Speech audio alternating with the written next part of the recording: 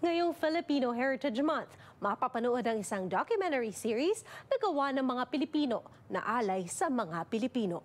Marami raw matututunan ang mga kababayan dito, lalo na ang mga lumaki na sa ibang bansa na gustong makilala ang kanilang pinagmulan. Ang report mula kay Rhea Santos. Ano ba yung magaganda, positive stories? Minsan natatabunan siya eh.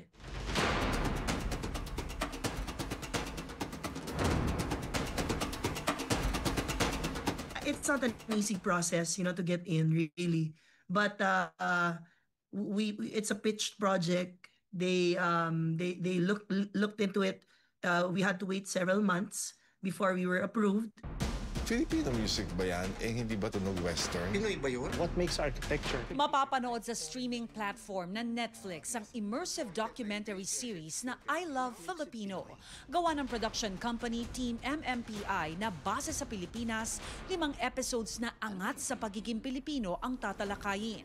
Pagkain, musika, sining, timpla at espasyo. It tells of their story.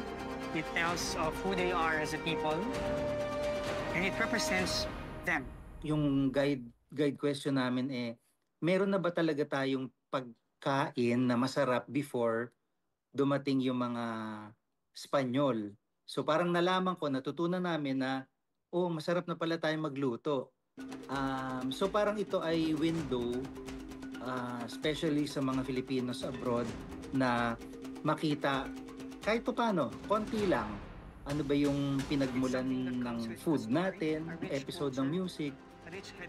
Ang gagaling natin mag-compose, ang gaganda ng songs, talagang malapit na malapit sa puso natin. Pero how do we become global?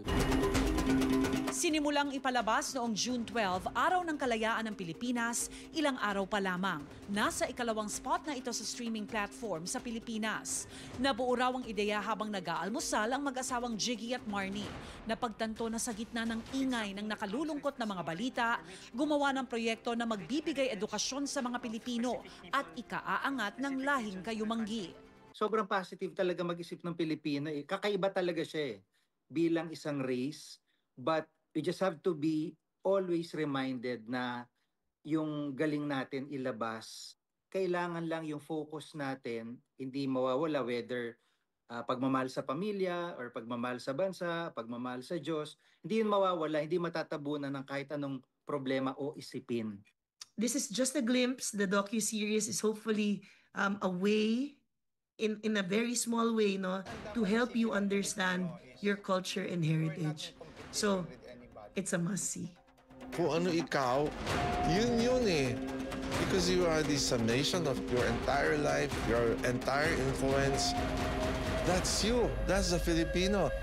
Rhea Santos, Omni News, Vancouver.